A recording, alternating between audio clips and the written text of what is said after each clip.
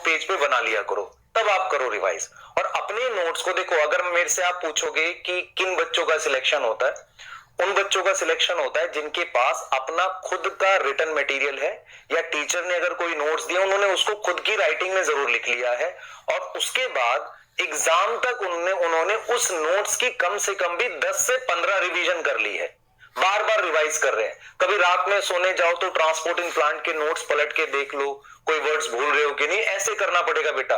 आप लेक्चर नहीं देख पाओगे, जो मिसअंडरस्टैंडिंग में इस बात को लेकर कि लास्ट में वन शॉट कर लेंगे, लास्ट में थोड़ा देख लेंगे, वो उनका सिलेक्शन नहीं होगा। क्लियर बोल रहा हूं आपको, प्रॉपरली नोट्स लिख लो। अगर आप नहीं लिख पा रहे हो तो जो मैं हैंड रिटन दे रहा हूं उसको जीरोक्स करा के उसमें अपने वर्ड्स ऐड कर दो, या जैसा भी आपको ठीक लगे, पर एक ऐसा वो होना चाहिए जिसको आप बार बार रिवाइज कर रहे हो। आप समझो इस चीज को, क्योंकि जब तक आप एक चीज सोचो, देखो एग्जाम में क्या होता है, जब एग्जाम में मैं ऐसे बैठा हुआ हूं तो मुझे कोई डाउट होता है तो मैं ऐसे आंख बंद करता हूं, तो मुझे वो मेरे नोट्स जो आपने खुद लिखे थे उनकी पिक्चर दिखती है जिसमें से आप मार्क कर पाते हो। होता ये है कि अगर आप 10 तरह के नोट्स पढ़ोगे, कभी एनसीईआरटी रीड कर रहे हो, कभी आप मेरे वाले नोट्स कर रहे हो, कभी खुद के कर रहे हो, फिर किसी टीचर ने आपको कोई शॉर्ट नोट दे दिए वो पढ़ने लगे, किसी ने कुछ रिवाइज कर दिया वो देख लिया आपने, आपको याद नहीं रहेगा। आपको क्या करना है, आपको एक ही सोर्स पे बार बार करना है। जैसे मान लो आपने खुद से क्लास में नोट्स बना लिए, एनसीईआरटी पढ़ के उसके मेन पॉइंट वहां ऐड कर लो, फिर बार बार आपको एनसीईआरटी पढ़ने की भी नीड नहीं है। अगर जो बच्चा एक दो बार जरूर पढ़ो, स्टार्टिंग में जब भी टेस्ट होता है तब जरूर पढ़ो, लेकिन बार बार पढ़ने की नीड नहीं रहेगी। फिर बाद में आपको एक क्लियर होना चाहिए कि आपके पास कुछ ऐसा हो जिसको आप बार बार रिवाइज करते रहो। आप में से बच्चे समझ नहीं रहे हैं कि मैं जो डीपीपी दे रहा हूं वो 5 क्वेश्चन की नहीं है, आपको कम से कम भी चैप्टर वाइज 150-200 क्वेश्चन मिल रहे हैं। इन 200 क्वेश्चन का मतलब ये है कि लास्ट में जब भी आपका नीट होने वाला होगा उसके बीच में आपने वही क्वेश्चंस बार बार रिवाइज कर लिए और साथ में पीवाईक्यूज रिवाइज कर लिए। 100% उसी में से आएगा। और मैं साथ के साथ वर्कशीट दे रहा हूं आपको। आप में से बहुत सारे बच्चे समझ नहीं रहे हैं, मात्र 5-6 महीने का टाइम रह गया है। अगर आप अपनी स्टडीज को बहुत बिखेर दोगे और बहुत ज्यादा टीचर पे डिपेंड हो जाओ कि वही रिवीजन भी वही कराएगा, मैं आपको क्या दे रहा हूं, चैप्टर वाइज टेस्ट दे रहा हूं, कम से कम उनको अटेम्प्ट करो जिन बच्चों ने मतलब कर लिया है। आ रहा है समझ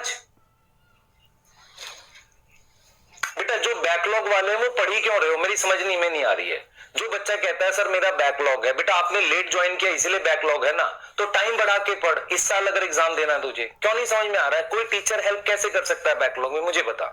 मैं तेरे घर आके थोड़ी पढ़ाऊंगा बेटा, तू समझ इस बात को, तेरे को टाइम बढ़ाना पड़ेगा। और फिर ये एग्जाम वो नहीं है। आप एक चीज बताओ जरा, अगर मैं आपसे कहूं क्या ये कॉम्पिटिटिव एग्जाम है? नहीं है ये कॉम्पिटिटिव एग्जाम।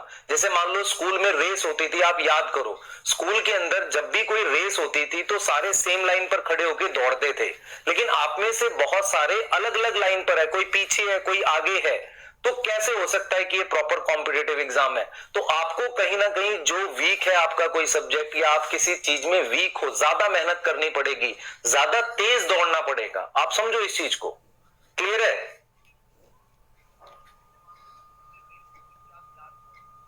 ये चीज क्यों नहीं समझ रहे हो आप लोग कि वो एग्जाम नहीं है कि जहां पर सारे सेम लेवल थे, अब दौड़ो देखो कौन अच्छा दौड़ता है। ये वो एग्जाम है ही नहीं।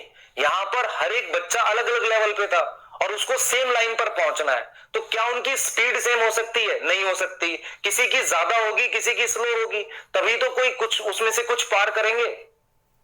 मैं इसके बाद से कोई ऐसा मैसेज टॉलरेट नहीं करूंगा कि सर मेरा बहुत ज्यादा बैकलॉग हो गया। बेटा बैकलॉग का एक ही रीजन हो सकता था कि या तो आप गलती से बीमार हो गए या आपने लेट ज्वाइन किया।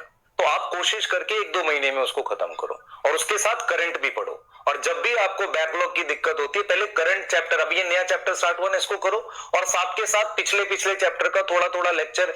आप देखो, मैंने बोला था कि उम्मीद में से देख लो अगर आपको कोई चैप्टर लगता है कि कम टाइम में देखना है, पर डीपीपी सारी सॉल्व करो। अगर आप सारी डीपीपी सॉल्व कर पा रहे हो तो ये ज्यादा ठीक रहेगा। दूसरी चीज बेटा, आपको ये क्लियर होना चाहिए 5-6 महीने में एग्जाम हो जाएगा, तो आपके पास कोई टीचर रिवीजन थोड़ी करेगा, आपको खुद रिवाइज करना है आपसे। तो रिवीजन के लिए कैसे करोगे? ऐसा नहीं है बेटा कि कभी आप बहुत सारा पढ़ पाओगे, नहीं होगा ऐसा, मैं पहले बता रहा हूं। आप में से समझ नहीं रहे इस बात को। आपको डेली थोड़ा थोड़ा हल्का हल्का, कभी आप